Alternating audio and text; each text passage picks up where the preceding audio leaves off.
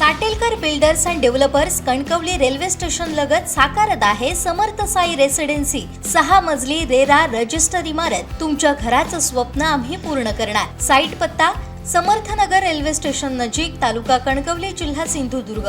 Arose गिरोबावाडी येथील विद्युत प्रवाहित पोलला विजेचा धक्का लागून बोकडाचा मृत्यू झाला। या प्रकारानंतर ग्रामस्थांनी नाराजी व्यक्त केली आहे। मी जवळजवळ 3:30 वाजता रस्त्यावरून जात असताना इथे एक बोकड ओरडत होतं आणि तो बोकड चारणारा तिथे ओरडत होता की त्याचं बोकड खांबाला चिकटून एक बोकड मेलं होतं आणि एक साधारण त्याला दुसऱ्या बोकडाला स्पर्श झाला आणि तो शॉक अडकलेला होता, पण तो मेला नव्हता, पण एक मृत्यू झाला आहे। आणि ताबडतोब मी बांदा MSCB साहेब ठाकूर साहेबांना फोन केला, पण तो अजूनपर्यंत त्या साहेबांनी फोन उचलला नाही। शेवटी मी जवळजवळ 10-12 वेळा फोन करून सुद्धा न उचलल्यामुळे सावंतवाडीला कॉल केला। सावंतवाडीच्या साहेबांनी दुसऱ्या ह्याला उचलला माझा फोन आणि त्याने लाईनमनला सांगतं म्हणून सांगितलं, पण आमचे वायरमन इथे आरोजचे वायरमन ओमकार पालकर इथे धनगरवाडीला काम करत होते।